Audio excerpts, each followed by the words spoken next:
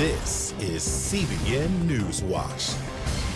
Hello, everyone. Thank you so much for joining us for CBN NewsWatch for this Friday, May 8th. I'm George Thomas. Well, it is a major about-face. The Justice Department deciding to drop criminal charges against President Trump's former National Security Advisor, General Michael Flynn. As Jennifer Wishon explains, the bombshell comes after troubling new evidence was released by the FBI. A stunning reversal in one of special counsel Robert Mueller's signature cases. The Justice Department dropping its criminal case against retired Army General Michael Flynn.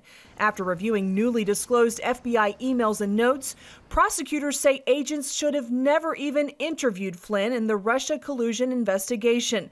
They say he was trapped into lying and call his contacts with Russian Ambassador Sergei Kislyak entirely appropriate. President Trump has long defended Flynn, pointing to him as a casualty of what he called the Mueller witch hunt. He was an innocent man. He is a great gentleman. One of the newly released FBI documents from the investigation includes a handwritten note considering the purpose of interviewing Flynn. A senior FBI official writing, "What's our goal? Truth, admission, or get him to lie so we can prosecute him or get him fired." Critics call that entrapment and say the Bureau abused its power. Speaking from the Oval Office, Trump called efforts to go after Flynn treason. He was targeted by the Obama administration, and he was targeted in order to try and take down a president. And what they've done is a disgrace, and I hope a big price is going to be paid. But Democrats, including House Speaker Nancy Pelosi and others, accuse Attorney General Bill Barr of doing the president's bidding. I'm prepared for that, but I also think it's sad that nowadays these partisan feelings are so strong that people have lost any sense of justice. In a column, liberal law professor Jonathan Turley writes, "I have certainly seen abuses in my career as a criminal defense attorney, but I have never seen a record as troubling as this one in prosecutors seeking the creation rather than the investigation of criminal conduct." And Flynn's exoneration will likely energize the president's supporters who feel vindicated. Jennifer Wishon, CBN News. Well, that is surely a stunning reversal. My colleague Mark Martin spoke with radio host and commentator Todd Starnes about the new information that led to the Justice Department's decision on Flynn and further implications on whether the investigation into the Russia probe and the FBI were valid. Take a listen. Because of this new information, we're finding out, thanks to handwritten notes that have been newly released, that the FBI intentionally sought out to try and get the general to lie. In effect, they were basically setting out and plotting to entrap General Flynn to extract maybe even more information from him. It really is a shocking development in the Russia collusion hoax investigation. I understand the Attorney General's office plans to investigate this specifically. Talk about that. Yes, as a matter of fact, they are. This is the so-called Durham investigation, and it's been running for several months now as they investigate the investigators to find out exactly what the FBI was really up to. And the issue here, Mark, is that we believe that the FBI knew all along that there was no collusion. And in effect, they were trying to sabotage the president's campaign for the White House. And then once he was elected, they were trying to overthrow a duly elected president. That is what is being investigated right now. And we're being told that by sources within the Justice Department that in reality, we could actually see indictments handed down, especially with regard to how General Flynn was treated. This is a very disturbing development. I want people to think about this for just a moment. If the FBI was able to do what they did to a 3-star general, imagine what they could do to the average American citizen. It is very troubling. And again, we're not talking about every single FBI agent in America. We're talking about a few bad apples in the bunch. But here's the big problem. You don't know who those bad apples are. What do you expect to come from this? And is it another example of the cultural jihad that you talk about in your book? So look, here's the big question. Will the Republicans in the United States Senate have the fortitude to follow through on this and really bring justice to the Trump administration? That's the big question. And unfortunately, history has proven time and time again that Republicans, they talk a big game, but when push comes to shove, they really don't want to go after these Democrats. You know, it's this idea of trying to get along. But I believe that the American people are going to demand justice. And if we do not have it, I think that could bode poorly for the Republicans on Election Day. All right, Todd Starnes, thanks for your time today, sir. Thank you. Meanwhile, a member of the military working closely with our president has tested positive for the coronavirus. The White House says Trump and Vice President Mike Pence have since tested negative for the virus and remain in good health. It's the first known instance where a person who has come into very close proximity to the president has tested positive since several people at his private Florida club were diagnosed with COVID-19 back in early March. The White House instituted safety protocols nearly 2 months ago to protect the nation's political leaders. Members of Franklin Graham's Samaritan's Purse humanitarian organization and other volunteer healthcare workers who traveled to New York to help fight with the outbreak will have to pay New York state taxes, even on income they might have earned in their home state while working in New York. WPIX-TV reports that the state comptroller informed Samaritan's Purse of a state law that requires anyone who works in the state for more than 14 days has to pay income tax. Earlier this week, Graham told FaithWire.com, quote, "They're the ones who called us originally," referring to officials with Mount Sinai Health System in New York City. "We didn't call them, they called us," he continued, "and we agreed to go, and we have not charged them 1 penny. All of our services have been paid by God's people." A time of prayer Thursday at the White House with President Donald Trump and faith leaders. CBN's White House correspondent Ben Kennedy reports the commander-in-chief says it's needed now more than ever as the country combats the coronavirus. First Lady Melania Trump said we must keep our faith in God during this health crisis, a message echoed by her husband, President Trump, in the Rose Garden Thursday. On this National Day of Prayer, America is engaged in a fierce battle against a very terrible disease. 2020's National Day of Prayer looks quite different from years past. And despite social distancing, the nation still came together to pray. Let us pray for the ill, the ones who are suffering, and those serving on the front lines. President Harry Truman established the National Day of Prayer back in 1952. Decades later, President Ronald Reagan called it to be held on the first Thursday of May. The Day of Prayer that was established by President Truman has been a signal to the world and to the nation that we still are believers in God and that God is creator, God is sustainer of what he has created, and God will bring restoration and peace when we call upon his name. And so this is significant. It was significant then, and it is significant now. Trump is the 12th president to speak at the annual event, but the first during a pandemic. President Trump said the coronavirus task force is shifting a bit to safety and opening up our country. Does that include reopening churches? Well, it needs to. Reopening our places of worship must be included in reopening our nation. It's imperative. Whisper his name, and he will answer you. Concluding the Day of Prayer was a nationwide broadcast, which brought the country's faith leaders together, including CBN founder and chairman Pat Robertson. Father, in Jesus' name, we pray together. We will not fear. The Lord is my shepherd. Though we walk through the valley of the shadow of death, I will fear no evil, for thou art with me. Bottom line, the pandemic did not stop prayers for the nation. In fact, spiritual leaders say it only highlighted the importance of faith during a time like this. Ben Kennedy, CBN News, the White House. Thank you, Ben. Coming up, it's been a long time coming. A new government in Israel. What it means for the nation of Israel and the United States. That story in a moment.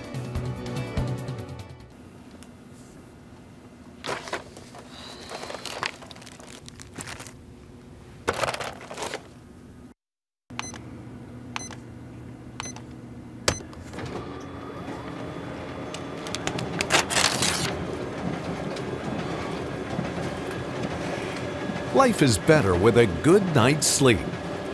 Get your free DVD or booklet of Protect Your Sleep today. I'm Ephraim Graham, and this is Studio 5. Cruise with me as I discover the good things happening in the world of music, sports, television, and movies. The fact that Ryan Coogler was going to be directing the film, I knew that something special was going to happen.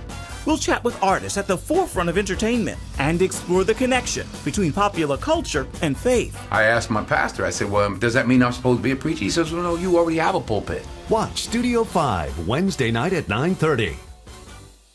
Remember for a moment what it was like to be a child. You believed every story you were told. You saw a world full of endless possibilities. What stories will the world's orphaned and at-risk children believe? We believe the Bible tells the only story truly worth believing. We believe that every child should have the opportunity to dream, the chance to take challenges and turn them into possibilities, the chance to stand on the promises of God, to recognize their place in the greatest story ever told. They have their whole lives ahead of them. Theirs is a world of endless possibilities. They are looking for a story to believe. We will tell them that story. Will you join us?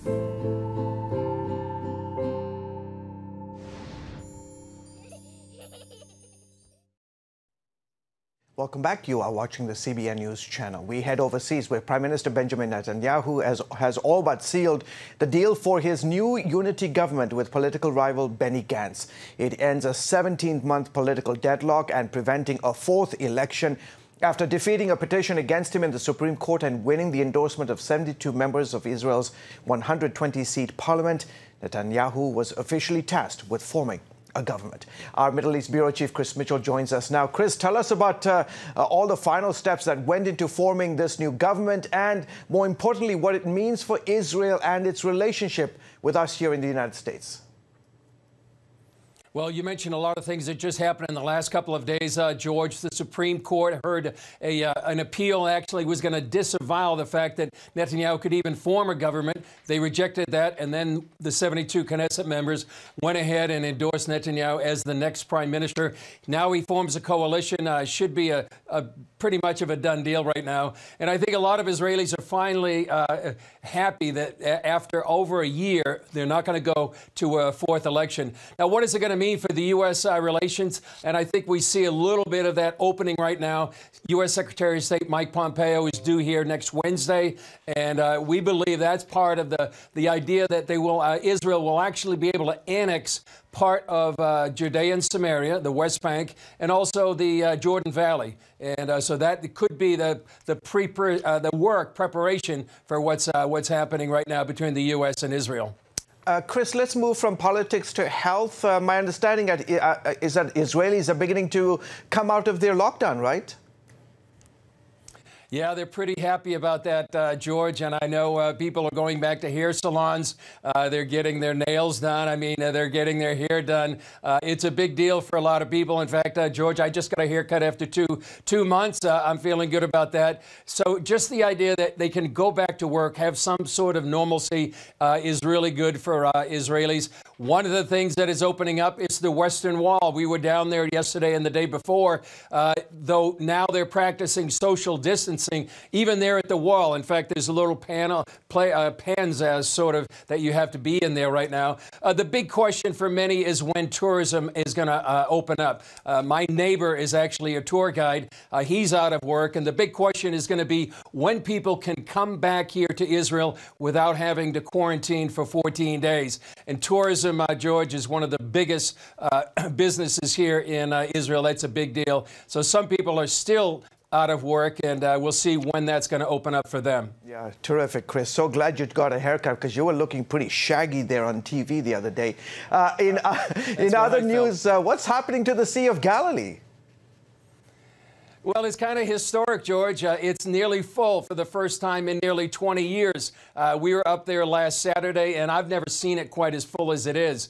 Usually you can see some, it's receded from the shoreline. Right now, it's almost up to the top. It's about 5 inches from actually being full. They've had heavy rains this year and last year. Many see this as a blessing. You know, here in Israel, when you get rain during the winter, you know, some people may complain about it. Here they see it as a blessing.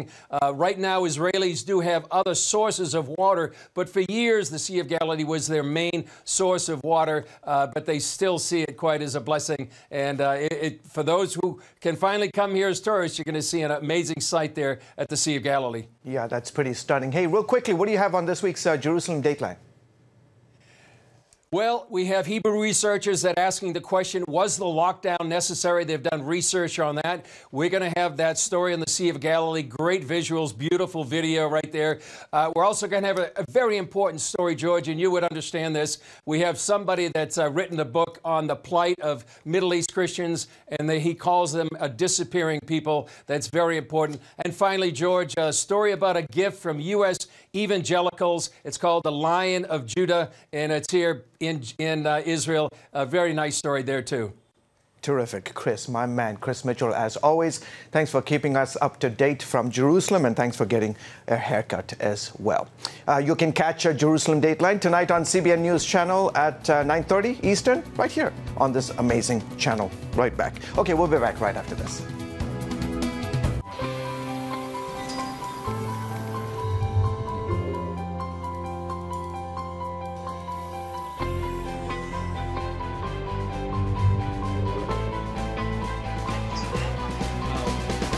I am Region's first ROTC graduate student.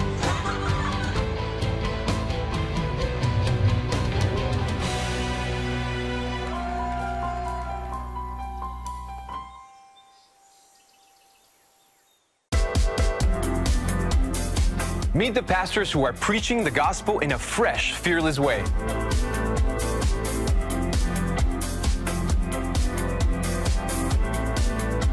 I'm Roberto Torresadillo. Join me each week for Next Gen Voices.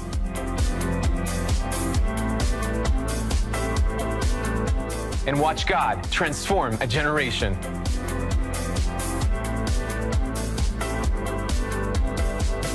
How'd you like to get a redo on your health, on your body, on your arteries, so you could have the energy you had 20 years ago? The great news is you can. I'm Dr. Mike Roizen, chair of the Wellness Institute at the Cleveland Clinic. I've written 4 New York Times bestsellers. But even better than having to read all that, you can listen to this DVD and watch it. Protect your heart? Yes, you can. Here's how.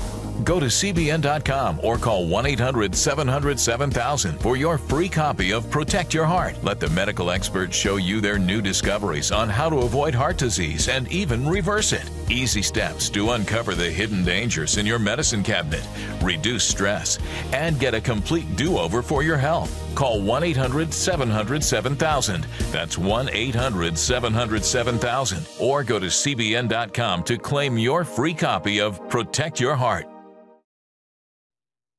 Studies are underway on about 200 drugs for possible treatment of COVID-19. One was first developed back in 2007 to treat HIV. CBN News medical reporter Laurie Johnson introduces us to one coronavirus patient who says it saved her life. Samantha Motet tested positive for COVID-19 in March.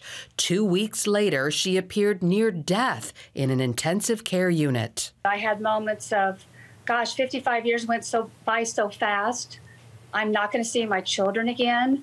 I'm not going to see my parents, my future grandchildren. As a liver transplant recipient, Samantha was considered high risk for complications. I had an overwhelming support from my friends and family praying for me. They were all praying for a miracle that I would survive this. Her doctor tried a number of experimental drugs without success. She certainly had not improved. So she had been on the ventilator for several days already, and her condition was still critical and not improving at that point. So I thought that we didn't have much to lose.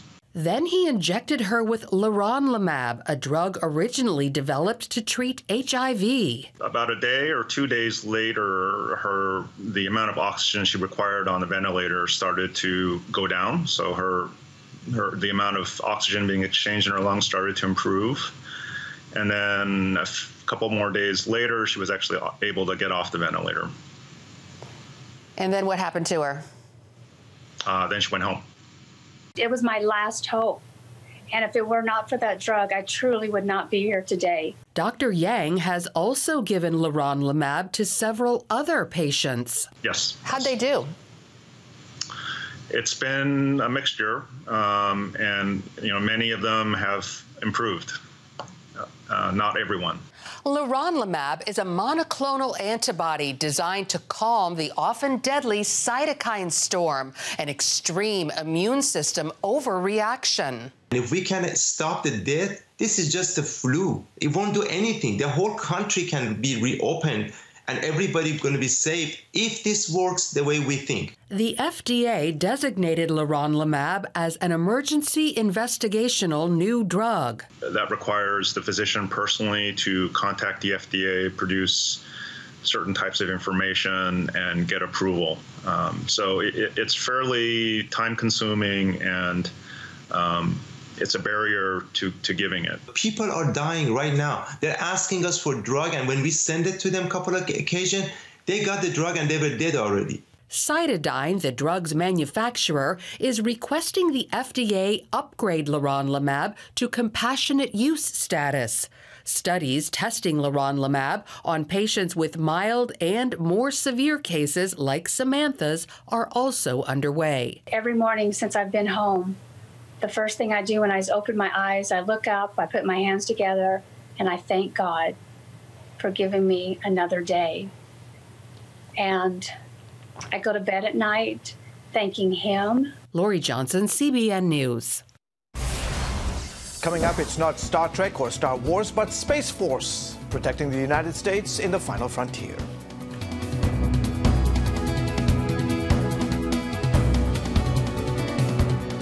If you want to be an attorney with a passion for serving people and for excellence, Regent University needs to be high on your list.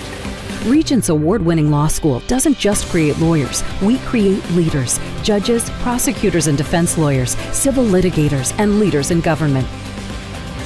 Ready to become a purpose-driven, practice-ready lawyer? To start your rewarding career, complete the online application, submit your transcripts, and take the law school admissions test by July. Nutrition, exercise, essential oils, weight loss, and more. It's Healthy Living with Lori Johnson.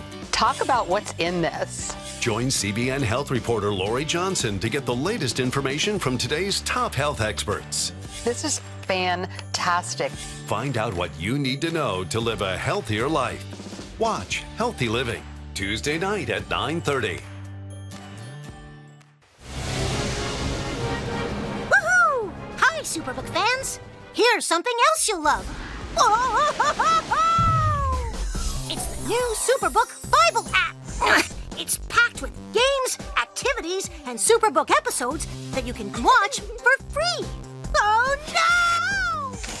There's trivia, a fun daily devotional, and answers to your Bible questions. Plus, an easy-to-understand Bible the whole family will enjoy. You can even create your own Superbook character. Ta-da! Whoa! Millsburg Falls man. Sorry, pardon me. Sorry, excuse me. Ouch! Are you getting this? Earn super points to win daily prizes too, and so much more. Time to get back to my adventures. See you soon. It's the new Superbook Bible app. Free downloads on iTunes, Google Play, and Amazon. Cadets are joining a new military branch, the United States Space Force. It was created last year and aims to defend America's most valuable interests in the final frontier. CBN News national security correspondent Eric Phillips explains what's at stake. To understand the significance of this big step, you first need to know a little history. The Space Force is the first new military branch since the Air Force in 1947. Born out of the Army, the Air Force has now spawned a new generation. This is a very big and important moment. It's called the Space Force. Fast forward 6 months since President Trump paved the way for the 6th branch of the military. This is the first class that is commissioning cadets directly into the new United States Space Force. 86 cadets joined the brand new service at the Air Force graduation a couple weeks ago. Officially, on the Space Force scrolls, you are numbers 3 through 88. You are our future, and I need you to be bold. And you, if deterrence fails, will fight and win the battle for space superiority, which is so vital to our nation. It was a great day for our nation. I sat down with the Deputy Assistant Secretary of Defense for Space Policy and the Vice Commander of the Space Force to talk space. Because space is so important, we now need an armed force that is dedicated to being prepared to protect and defend our interests and allied interests in space if necessary. Officials say that disruption could come from potential adversaries like Russia or China targeting our global positioning satellites, which would change life as we know it. So you think about how many times a day people follow the blue dot on their cell phone, right? You think about how many times they pay for gasoline at the pump or use a credit card in a grocery store. Think about our forces in the Middle East who are navigating tracts of open desert without any landmarks or features, the way ships navigate across oceans, right? We've got aircraft that routinely fly between continents. All using GPS technology, and training for this branch is evolving. Developing space doctrine, developing a true training regimen that teaches those space warriors how to first deter, but if necessary, fight and win in space. Most of what we do in that sense today is in computer-based simulations and training. It is systems such as ground-to-space missiles, it's cyber attack, it's space-based systems. They say the Space Force is looking for warriors who excel in science and math, who are inquisitive in nature, and who want to be a part of history. They have a chance to look back someday and tell, their grandchildren, I was there at the birth. Let me tell you about what we did. And that's exciting for all of us. Officials note building the Space Force has not been slowed by the coronavirus pandemic, and they say in addition to the military recruits, there are also 41 civilian positions to be filled, and they have received some 6,000 applications for those spots. Eric Phillips, CBN News. Wow, talk about the final frontier in the United States right there, along with, I'm sure, the Russians, the Chinese, and other countries as well. Well, folks, that is it for this edition of CBN NewsWatch. Remember, you can find more of our news programs on the CBN News Channel anytime or online with cbnnews.com. Hey, by the way, tell us what you think about the stories you've seen here. Amazing stories from the space program to the National Day of Prayer to what's happening in our nation's capital. Well, you can do all of that by emailing newswatch@cbn.com or reach out to us on Facebook, Twitter, and Instagram. We hope you will have a fantastic weekend. Be safe, be healthy, and continue to stay home. From all of us here from the CBN News Channel and the Christian Broadcasting Network, have a fantastic day. Goodbye, and God bless.